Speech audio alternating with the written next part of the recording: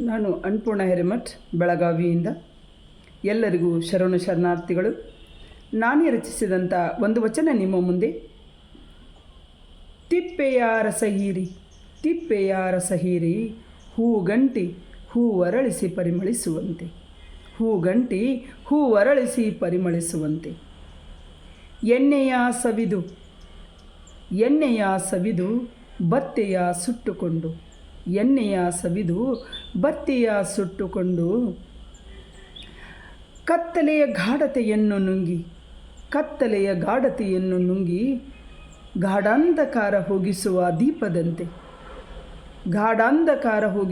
ದೀಪದಂತೆ ಜೀವನದ ಕಷ್ಟ ನಷ್ಟ ಸಂಕಷ್ಟಗಳ ಉಂಡು ಸಹಿಸಿ ಜೀವನ ಬಂದಂತೆ ಬಾಳಿ ಶಿವಹರನ ಕರುಣೆಯಿಂದ ಸತ್ಯದ ಬದುಕನ್ನೇ ಬಾಳಿ ಹೋಗು ಮನವೇ ಅಂತ ನನ್ನ ಈ 4 ಸಾಲಿನ ವಚನದ ಭಾವಾರ್ಥ ಏನೆಂದರೆ, ತಿಪ್ಪೆಯ ರಸವನ್ನು ಹೀರಿ ಒಂದು ಹೂಗಂಟಿ ನಾವು ಎಲ್ಲೇ ನೆಟ್ಟರೂ ಕೂಡ ಅದು ಒಂದು ಹೂವನ್ನು ಕೊಡುವಂಥ ಕೆಲಸವನ್ನು ಯಾವ ರೀತಿಯಾಗಿ ಮಾಡ್ತದೆ. ನನ್ನ ಈ ತಿಪ್ಪೆಯಲ್ಲಿ ನೆಟ್ಟಿದ್ದಾರೋ ಅಥವಾ ಕಾಡಿನಲ್ಲಿ ನೆಟ್ಟಿದ್ದಾರೋ ಅಥವಾ ಈ ಬಚ್ಚಲ ಹರಿಯ ನೀರು ಬರುವಂಥ ಒಂದು ನೀರಿನಲ್ಲಿ ನೆಟ್ಟಿದ್ದಾರೋ ಅನ್ನುವಂಥ ವಿಚಾರವನ್ನು ಮಾಡದಂಥ ಒಂದು ಹೂವಿನ ಕಂಟಿ ಯಾವ ರೀತಿಯಾಗಿ ಪರಿಮಳಯುಕ್ತವಾದ ಒಂದು ಹೂವನ್ನು ನಮಗೆ ಸುವಾಸಿಸಲು ನೀಡುತ್ತದೆಯೋ ಅದೇ ರೀತಿಯಾಗಿ ದೀಪ ಎಂತಹ ಎಣ್ಣೆಯನ್ನು ಹಾಕಿದಾರಂತ ನೋಡುವುದಿಲ್ಲ, ಅದರಲ್ಲಿರುವಂಥ ಎಣ್ಣೆ ಯಾವುದಂದು ಅದಕ್ಕೆ ಗೊತ್ತಿಲ್ಲ. ಅದರ ಎಣ್ಣೆಯನ್ನು ಹೀರಿ ಬೆಳಕು ಕೊಡೋದಂದ ಅದರ ಕೆಲಸ. ಗಾಢಾಂಧಕಾರವನ್ನು ಕತ್ತಲೆಯ ಗಾಢತೆಯನ್ನು ಹೋಗಲಾಡಿಸೋದಷ್ಟೇ ಆ ದೀಪದ ಕರ್ತವ್ಯ. ಅದೇ ರೀತಿಯಾಗಿ ಮನುಷ್ಯನಾಗಿ ಹುಟ್ಟಿದ ಮೇಲೆ ಕಷ್ಟಗಳು ಬಂದೇ ಬರ್ತಾವೆ ಅನ್ನೋದು ನಮಗೆಲ್ಲರಿಗೂ ಗೊತ್ತು.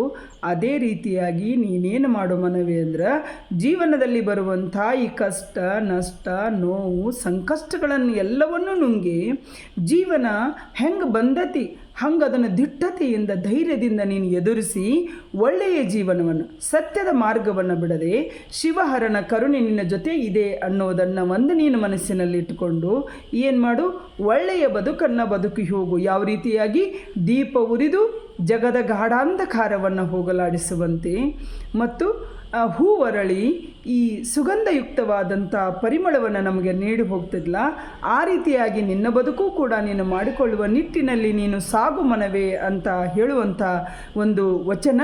ಈ ವಚನ ನಿಮಗೆ ಇಷ್ಟ ಆಗಿದ್ದರೆ ಏನು ಮಾಡಿರಿ, ಒಂದು ಲೈಕನ್ನು ಕೊಟ್ಟು ಸಬ್ಸ್ಕ್ರೈಬ್ ಆಗಿ ಅಂತ ಹೇಳ್ತಾ ತಮ್ಮೆಲ್ಲರಿಗೆ ಮತ್ತೊಮ್ಮೆ ನನ್ನ ಶರಣಾರ್ಥಿಗಳು.